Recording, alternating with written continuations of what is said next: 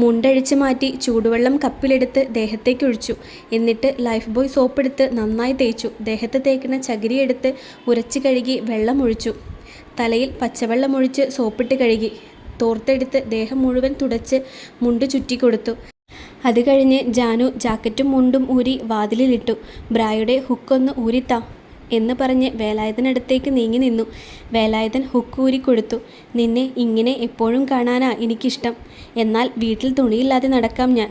പിള്ളേര് കാണില്ലേടി? അപ്പോൾ പിള്ളേരെ പേടിയുണ്ട് അല്ലേ? ഞാനൊരു തമാശ പറഞ്ഞതല്ലേടി. തമാശയൊന്നുമല്ല, കൊതി കൊണ്ട് പറഞ്ഞത് തന്നെയാ, എനിക്കറിയാം എന്ന് പറഞ്ഞ് പച്ചവെള്ളം ദേഹത്തൊഴിച്ച് സോപ്പെടുത്ത് ദേഹത്ത് തേക്കാൻ തുടങ്ങി. കുളി കഴിഞ്ഞ് തോർത്തെടുത്ത് തോർത്തി മുണ്ടെടുത്ത് മാറിന് മുകളിൽ ചുറ്റി. വേലായുധനെ പിടിച്ച് മെല്ലെ മുറിയിലേക്ക് പോയി. വേലായുധന് തലയെല്ലാം ചീകിക്കൊടുത്ത് പൗഡർ എടുത്ത് മുഖത്തിട്ട് കൊടുത്തു. ഇപ്പോൾ കാണാൻ നല്ല ചന്തമുണ്ട്, ജാനു പറഞ്ഞു. കണ്ണ് വെക്കില്ലേടി പെണ്ണേ, ഇനി വയ്യ എനിക്കിങ്ങനെ കിടക്കാൻ. എന്തായാലും ഇന്ന് വൈകിട്ട് ഒന്ന് ഒഴിഞ്ഞിട്ടേക്കാം പോരെ? മതി മതി, അധികം ആരും ഇങ്ങോട്ട് വരാത്ത കാരണം ആരുടെയും കണ്ണ് പറ്റില്ലാന്ന് വിചാരിക്കാം. അതെ, വരാത്തത് നന്നായെന്ന് തന്നെയാ എൻ്റെ അഭിപ്രായം. ഓരോരുത്തർ വന്ന് ആ ആളെ കാണിക്ക് ഈ ആളെ കാണിക്ക് അങ്ങനെ ഓരോന്ന് പറഞ്ഞ് നമുക്ക് ബുദ്ധിമുട്ടായേനെ. ജാനു വേലായുധന് മുണ്ട് മാറ്റി കൊടുത്തു. ജാനുവും മുണ്ട് മാറ്റി. വിശക്കുന്നില്ലേ വേലായുധേട്ടാ? ഊണ് കഴിക്കണ്ടേ? നല്ല വിശപ്പുണ്ട്, ചോറെടുക്ക്, ഞാൻ ചോറെടുത്തിട്ട് വരാം എന്ന് പറഞ്ഞ് ജാനു അടുക്കളയിലേക്ക് പോയി. ഒരു കിണ്ണം ചോറെടുത്ത് കട്ടിലിൽ കൊണ്ടുവച്ചു. പിന്നെ പോയി ഒരു പാത്രത്തിൽ കൂട്ടാനും ഒരു പാത്രത്തിൽ മെഴുക്ക് പുരട്ടിയും പപ്പടവും പയറു കൊണ്ടാട്ടവുമായി വന്നു. ചോറും കൂട്ടാനും കൂട്ടിക്കുഴച്ച് ഒരു ഉരുള വേലായുധന് കൊടുത്തു. പിന്നത്തെ ഉരുള ജാനു കഴിച്ചു. അങ്ങനെ മാറി മാറി ഊണ് കഴിച്ചു. അടുക്കളയിൽ പോയി കുറച്ച് ചോറും മോരൊഴിച്ച് കൊണ്ടുവന്നു. അതും കൂടി കുഴച്ച് ബാക്കി വന്ന പപ്പടവും മെഴുക്ക് പുരട്ടിയും കൊണ്ടാട്ടവും കുഴച്ച് കഴിഞ്ഞപ്പോൾ വേലായുധൻ പറഞ്ഞു, നല്ല ഊണ്, വയറ് നിറഞ്ഞു. കൂട്ടാൻ നല്ല രുചിയുണ്ടായിരുന്നു. അത് കേട്ടപ്പോൾ ജാനു മനസ്സ് നിറഞ്ഞ് ഒന്ന് ചിരിച്ചു. അടുക്കളയിൽ പോയി പാത്രമെല്ലാം കഴുകി വെച്ച് ജാനു വേലായുധൻ്റെ അടുത്തേക്ക് വന്നു. നാളെ ഞാൻ വരുമ്പോൾ ഉച്ചയാവില്ലേ? ചോറും കറികളും ഞാൻ മുറിയിൽ കൊണ്ട് വെച്ചിട്ട് പോകാം. എന്തിന്? വേണ്ട വേണ്ട, നീ വന്നിട്ട് ഒരുമിച്ച് ഭക്ഷണം കഴിച്ചാൽ മതി എനിക്ക്. വേറെ എന്തെങ്കിലും ആവശ്യം വന്നാലോ? അതൊന്നും വരാനില്ലാന്നേ. ചങ്ങാതിമാരെ ആരെങ്കിലും കണ്ടില്ലല്ലോ വേലായുധേട്ടാ ഇതുവരെ? മാറില്ലെന്ന് കരുതി കാണും അവർ. വന്നാൽ വല്ല പൈസ ചോദിച്ചാലോ എന്ന് കരുതിയിട്ടുണ്ടാവും. ആർക്ക് വേണം അവരുടെ കാശ്? ചികിത്സ വേണ്ടാന്ന് വെച്ചാലും അവരുടെ കാശൊന്നും എനിക്ക് വേണ്ട. അത് പോട്ടെ, പിള്ളേരുടെ പഠിത്തം എങ്ങനെയുണ്ട്? ക്ലാസ്സിൽ പഠിപ്പിക്കുന്നത് മാത്രമേ ഉള്ളൂ. ഇവിടെ മുഴുവൻ സമയവും കളിയല്ലേ, പിന്നെ ചെറിയ ക്ലാസ്സല്ലേ. ഇങ്ങനെ അങ്ങ് പോട്ടെ. എല്ലാം കൂടി നോക്കാൻ എനിക്ക് പറ്റണ്ടേ? ശരിയാ, ഇപ്പോൾ ഇങ്ങനെ പോട്ടെ. പിന്നെ നീ പണിക്ക് പോകാൻ തുടങ്ങിയപ്പോൾ ക്ഷീണിച്ചു പോയല്ലോ. എവിടെ ക്ഷീണിച്ചു? നിന്റെ കവിളും കയ്യും വയറും എല്ലാം ക്ഷീണിച്ചു എന്ന് പറഞ്ഞുകൊണ്ട് പുറത്ത് തലോടി. വേലായുധൻ്റെ കൈകൾ താഴേക്ക് ചെന്ന് ജാനുവിൻ്റെ മുണ്ടിൻ്റെ കുത്തഴിച്ചു. ഒടുവിൽ രണ്ടുപേരും വിയർപ്പിൽ മുങ്ങി. മാസങ്ങളായിട്ടുള്ള ആഗ്രഹം ഇന്ന് സാധിച്ചു. സന്തോഷമായില്ലേ? പിന്നെ പറയാനുണ്ടോ എന്ന് പറഞ്ഞ് വേലായുധൻ ജാനുവിൻ്റെ ചുണ്ടുകളിൽ ചുംബിച്ചു. ആ ക്ഷീണത്തിൽ രണ്ടുപേരും കെട്ടിപ്പിടിച്ച് സുഖമായി ഉറങ്ങി. പിറ്റേന്ന് ഗോപാലൻ നായരുടെ വീട്ടിലെ പണികൾ കഴിഞ്ഞ് നേരെ വിശാലത്തിൻ്റെ വീട്ടിലെത്തി ജാനു. മോളെ, നീ വല്ലതും കഴിച്ചോ? ഞാൻ രാവിലെ കഴിച്ചിട്ടാ വരുന്നത് ടീച്ചറെ. എന്നാലും 2 ദോശ കഴിച്ചോളൂ. ഇങ്ങോട്ട് കയറി വാ. കൈ കഴുകിയിട്ട് ഡൈനിങ് ടേബിളിൽ വന്നിരുന്നു ജാനു. ടീച്ചർ ഒരു കിണ്ണത്തിൽ ദോശയും ചട്നിയും ഒഴിച്ച് ജാനുവിന് കൊടുത്തു. ജാനു അത് കഴിച്ചു തുടങ്ങി. രുചിയുണ്ടോ മോളെ? നല്ല രുചിയുണ്ട് ടീച്ചറെ. ടീച്ചർ 2 ചൂട് ദോശ കൂടി ജാനുവിന് കൊടുത്തു. ടീച്ചർ കഴിക്കുന്നില്ലേ? ഞാൻ കഴിച്ചു മോളെ, എനിക്ക് 8 മണിക്ക് കഴിക്കണം. ടീച്ചർ ഒരു ഗ്ലാസ് ചൂട് കാപ്പി ജാനുവിന് കൊടുത്തു. ദോശ കഴിക്കൽ കഴിഞ്ഞ് കാപ്പിയും കുടിച്ച് കഴിഞ്ഞ് കിണ്ണം കഴുകി വെച്ചു ജാനു. മോളെ, കടയിൽ പോയി പച്ചക്കറി എന്തെങ്കിലും വാങ്ങിയിട്ട് വരുമോ? അതിനെന്താ, ഞാൻ വാങ്ങിയിട്ട് വരാം ടീച്ചറെ. എന്താ വാങ്ങേണ്ടത്? സാമ്പാർ കഷ്ണം വാങ്ങിക്കോ. ടീച്ചർ സഞ്ചിയും പൈസയും ജാനുവിന് കൊടുത്തു. ജാനു കടയിൽ പോയി സാമ്പാർ കഷ്ണം വാങ്ങിയിട്ട് വന്നു. മുറ്റമടിക്കലും വീടടിച്ച് വാരി തുടയ്ക്കലും കഴിഞ്ഞ് കുറച്ച് തുണികൾ കഴുകാനുണ്ടായിരുന്നു. അതെല്ലാം കഴിഞ്ഞപ്പോൾ ടീച്ചർ പറഞ്ഞു, മോളെ, ഊണ് കഴിച്ചിട്ട് പൊക്കാട്ടോ. വേണ്ട ടീച്ചറെ, വീട്ടിൽ വേലായുധേട്ടൻ എന്നെ കാത്തിരിക്കുന്നുണ്ടാകും. എന്നാൽ നാളെ വരുമ്പോൾ പച്ചക്കറി എന്തെങ്കിലും വാങ്ങിയിട്ട് വരുമോ? എനിക്ക് ഫ്രിഡ്ജിൽ വെക്കുന്നത് അത്ര ഇഷ്ടമല്ല. വാങ്ങാൻ ടീച്ചറെ. എന്താ വാങ്ങേണ്ടത്? ഞാൻ എഴുതി തരാം. കുറച്ച് കഴിഞ്ഞ് ടീച്ചർ പച്ചക്കറിയുടെ ലിസ്റ്റും പൈസയും സഞ്ചിയും ജാനുവിനെ ഏൽപ്പിച്ചു. ജാനു അത് വാങ്ങി. ഞാൻ നടക്കട്ടെ ടീച്ചറെ. ശരി മോളെ. ജാനു വീട്ടിലേക്ക് നടന്നു. പോകുന്ന വഴി കറുപ്പേട്ടൻ്റെ ചായക്കടയിൽ നിന്ന് 4 വട പൊതിഞ്ഞു വാങ്ങി കയ്യിൽ പിടിച്ചു. വാതിൽക്കൽ വേലായുധൻ കാത്തു നിൽപ്പുണ്ടായിരുന്നു. എന്തേ വൈകിയത്? ആദ്യമായിട്ട് പോയതല്ലേ, പച്ചക്കറിയെല്ലാം വാങ്ങിക്കൊടുക്കാനുണ്ടായിരുന്നു.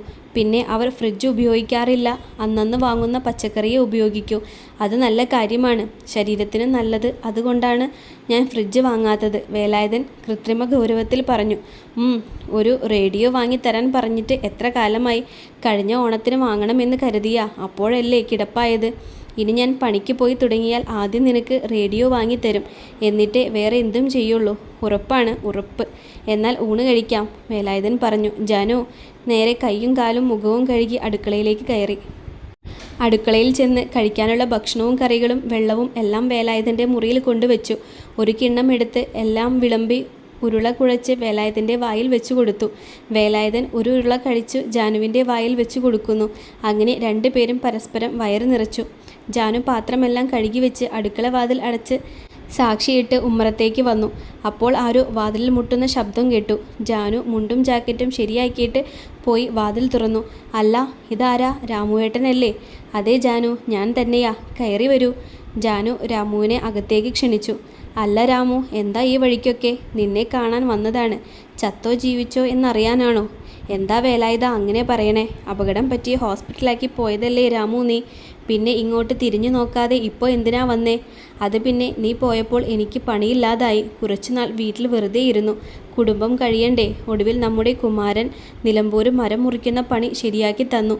4 മാസമായി അവിടെയായിരുന്നു. കയ്യിൽ പൈസയൊന്നും ഇല്ലാത്ത കാരണമാണ് ഞാൻ നിന്നെ കാണാൻ വരാഞ്ഞത്. എന്നെ കാണാൻ വരാൻ എന്തിനാ പൈസ? നിനക്ക് ചെലവിന് വേണ്ടി. എനിക്ക് ചിലവിന് ഞാൻ ആരോടെങ്കിലും പണം ചോദിച്ചോ? നീ എന്നെപ്പറ്റി എന്താ കരുതിയത്? ആരുടെയും പണം വേലായുധന് വേണ്ട. വേലായുധന് കൊടുത്ത ശീലം. ആരുടെ കയ്യിൽ നിന്നും വാങ്ങി ശീലമില്ല. അങ്ങനെ വാങ്ങേണ്ടി വന്നാൽ വേലായുധൻ പിന്നെ ഉണ്ടാവില്ല. ഇപ്പോൾ എങ്ങനെയുണ്ട്? കുറവായോ?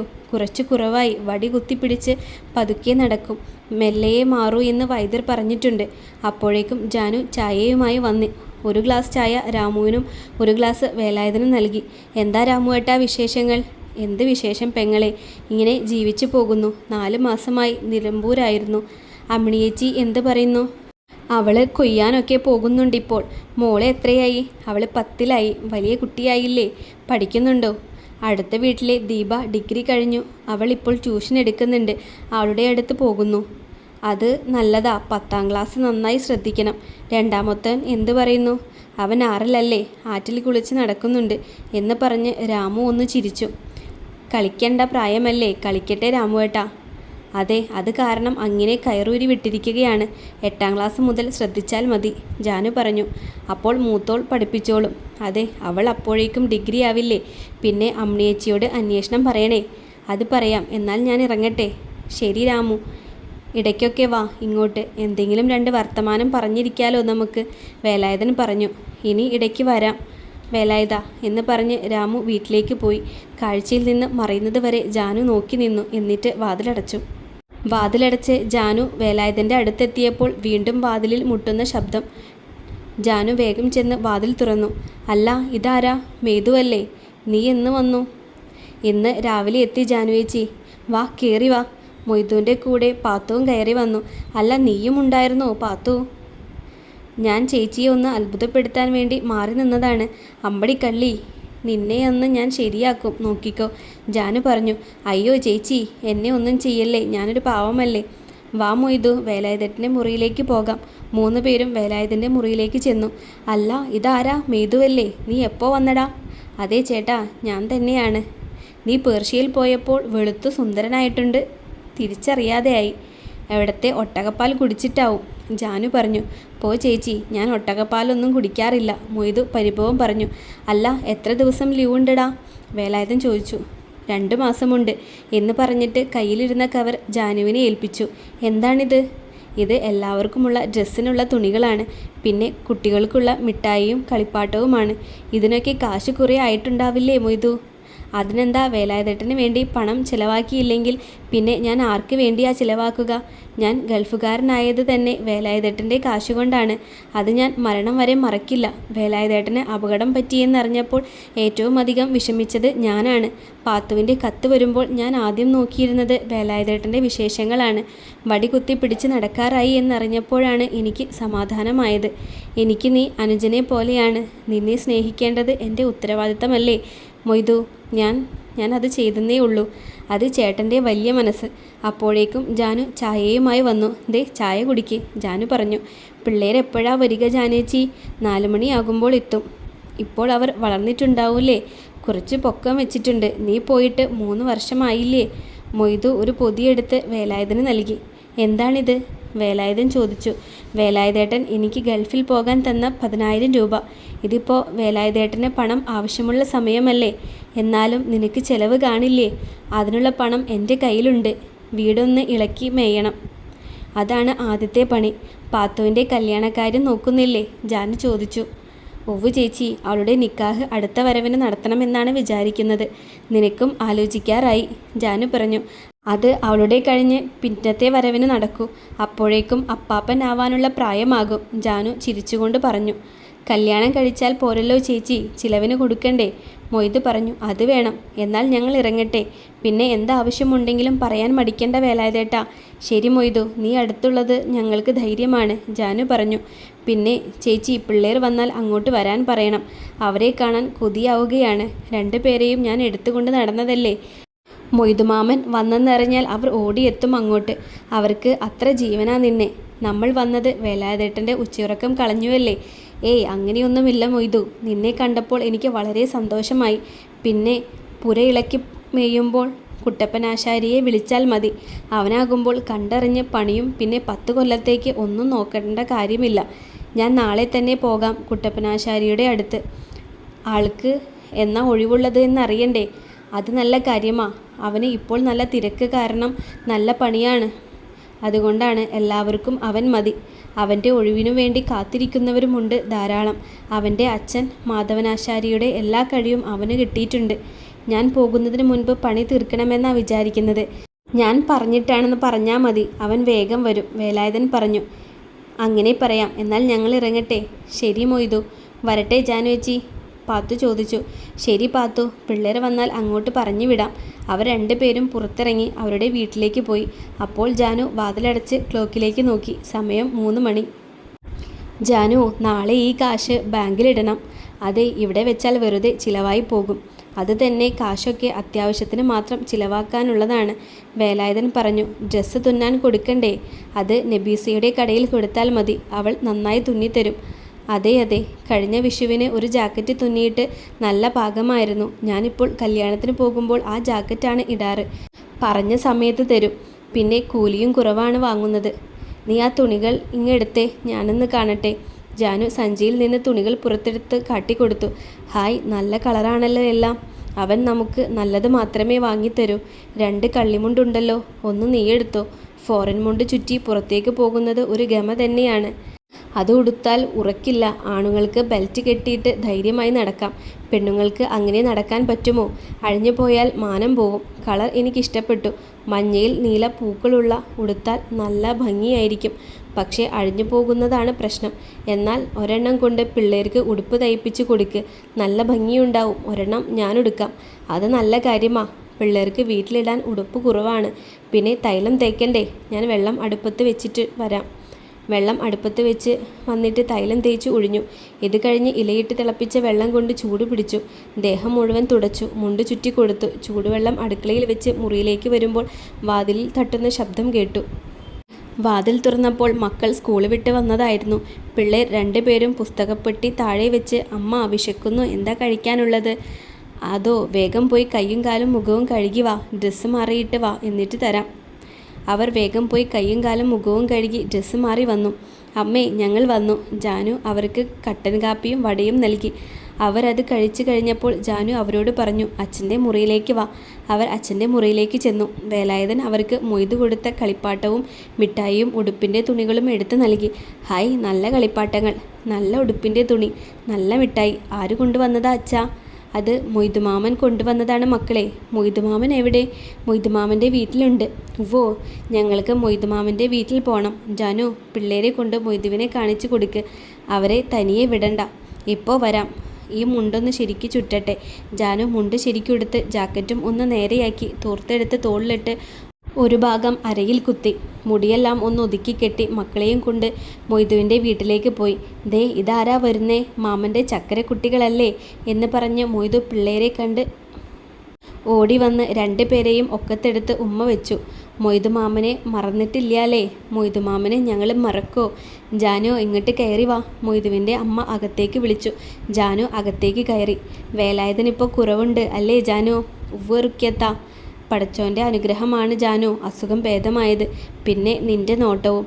എൻ്റെ കടമയല്ലേ താത്ത ഭർത്താവിനെ നോക്കേണ്ടത്?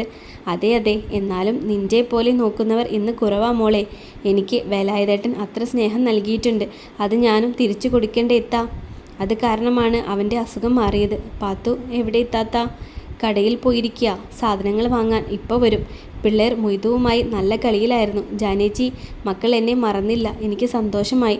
നിന്നെ അവരെങ്ങനെ മറക്കാനാണ്? പോകുന്നത് വരെ അവർക്കെല്ലാം നീയല്ലേ ചെയ്തു കൊടുത്തിരുന്നതും വാങ്ങിക്കൊടുത്തിരുന്നതും? ജാനു പറഞ്ഞു. വലിയവർ മറന്നാലും കുട്ടികൾ മറക്കില്ലടാ, കളങ്കമില്ലാത്ത മനസ്സാ കുട്ടികളുടെ, റുക്യത്താത്ത പറഞ്ഞു. അപ്പോഴേക്കും പാത്തു സാധനങ്ങൾ വാങ്ങി വന്നു. ഹായ് ജാനേച്ചി, എപ്പോൾ വന്നു? കുറച്ച് നേരമായി പാത്തു. പിള്ളേർക്ക് മൊയ്തുമാമൻ വന്നു എന്ന് പറഞ്ഞപ്പോൾ ഉടനെ കാണണമെന്ന് വാശി. ജാനേച്ചി ഇരിക്കെ, ഞാൻ ചായ ഉണ്ടാക്കട്ടെ? വേണ്ട പാത്തു, ഞാൻ ചായ കുടിച്ചിട്ടാ വരുന്നത്. അത് പറഞ്ഞാൽ പറ്റില്ല ചേച്ചി. ചേച്ചി ഇവിടേക്ക് വന്നിട്ട് നാൾ കുറച്ചായില്ലേ, ചായ കുടിച്ചിട്ട് പോയാൽ മതി. നിന്റെ സ്നേഹത്തിന് മുൻപിൽ ഞാൻ തോറ്റു. ചായകുടിയും വർത്തമാനവുമായി സമയം പോയതറിഞ്ഞില്ല. സമയം സന്ധ്യയാവാറായില്ലേ, ഞങ്ങൾ ഇറങ്ങട്ടെ? വിളക്ക് കത്തിക്കാൻ സമയമായി. ശരി ജാനു. വാ മക്കളെ, വീട്ടിൽ പോകാം. ഞങ്ങളിപ്പോൾ വരുന്നില്ല അമ്മ.